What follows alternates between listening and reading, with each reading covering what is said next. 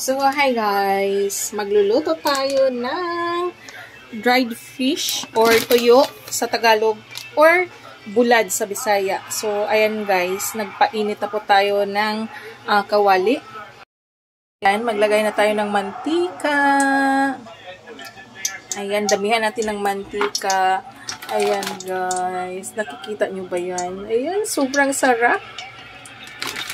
So, magluluto tayo ng bulad or tuyo para ulam natin ngayong gabi. So, mainit na yung mantika guys. Ilagay na natin ang dried fish or tuyo. Ang sarap nito guys. Ito ang ulam namin. Ang ulam namin ngayong gabi. Ayan, sobrang sarap.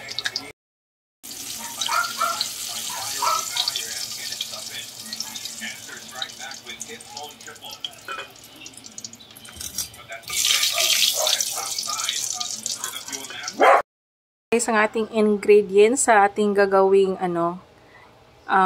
escabeche na tuyo or escabeche na bulad sa Bisaya.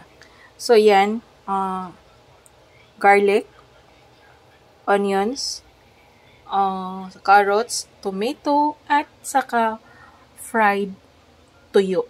So ayan, naka-ready na ang lahat. Tara na, ilagay na natin ang mantika. So, ayan guys, mainit ng ating kawali at maglagay tayo ng kunting mantika. Ayan. Para ating igisa ang mga sangkap na hinanda natin. So, ayan, painitin muna natin ng mantika. Medyo mainit-init na ang ating mantika. Ilagay na natin ang ating garlic at saka onions. Ayan.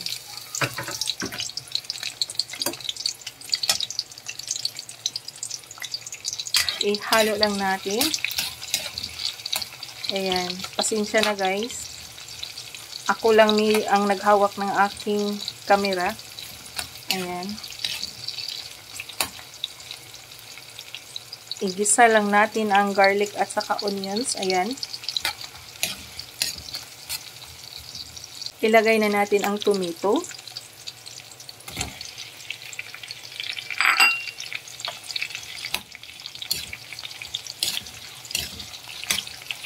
So, hayaan natin igisa ang tomato hanggang mag-translucent po siya. Ang bango!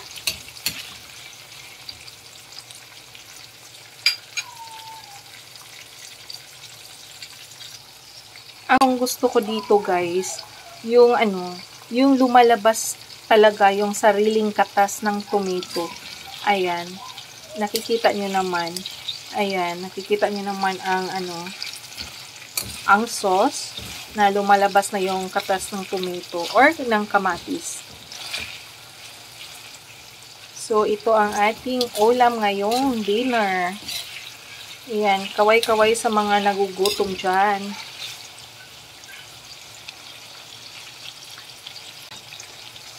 Ayan, sunod nating ilagay guys ay ang carrots. Ayan, ang ating carrots.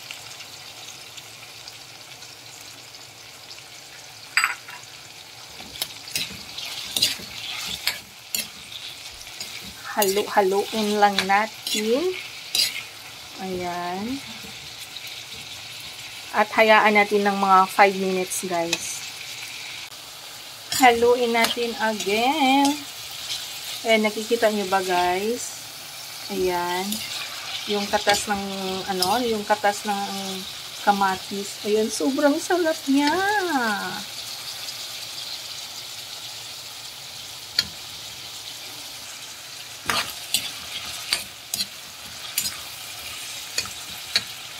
Lagay tayo ng water. Ayan, konti lang.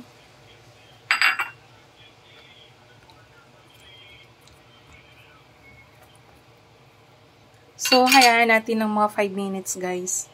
Takpan muna natin. Ayan, guys. After 5 minutes. So, ayan, guys. After 5 minutes. Ang sarap na niya, guys. Sobrang sarap ng tingnan. So, maglagay na tayo ng seasoning. Wait. So, maglagay na tayo ng kunting seasoning. Ayan. At isang kutsarang suka. Ayan. Or vinegar.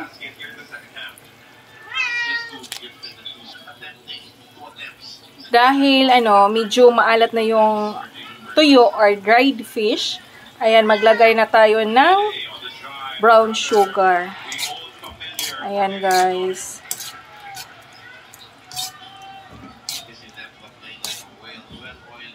So, ayan, tinitimplahan na natin na ayon sa ating panglasa.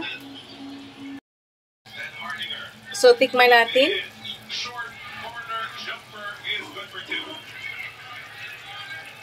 Sarap. So, ayan guys. Sobrang sarap na. So, ilagay na natin ang ating fried dried fish.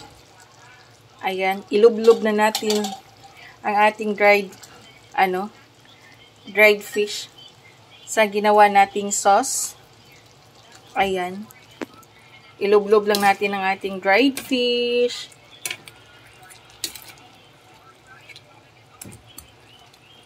Ayan. Hindi ko na siya nilagyan ng asin, guys. Ano lang siya. Konting seasoning, black pepper, vinegar, at saka, brown sugar. Dahil maalat na yung dried fish, so takpan natin, guys. Nakikita nyo ba, guys? So takpan natin, hayaan natin ng 10 minutes. 13 minutes, guys. Ayan na, luto na ang ating escabitsing tuyo. Ayan ang ating escabitsing tuyo, guys. Ito na ang ating ulam ngayong dinner. Ayan. Kaway-kaway dyan sa mga nakarelate at sa mga nakasubok na ganitong ulam. So, tara, kain tayo. So, tara, kain tayo, guys. Sarap.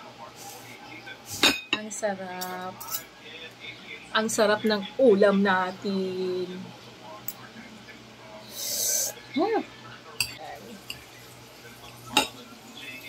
Sarap, guys.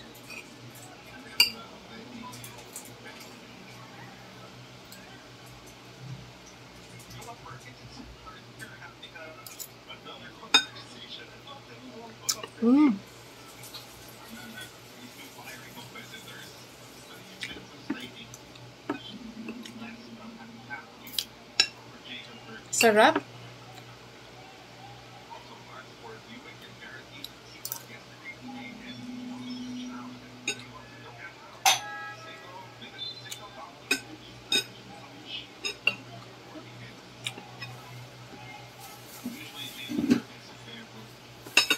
Tama lang sa asim, sa tamis, basta insakto lang siya sa timpla, guys. So, ayan, kain tayo sa mga nakasubok na ganitong ulam. Ayan, comment down below, okay?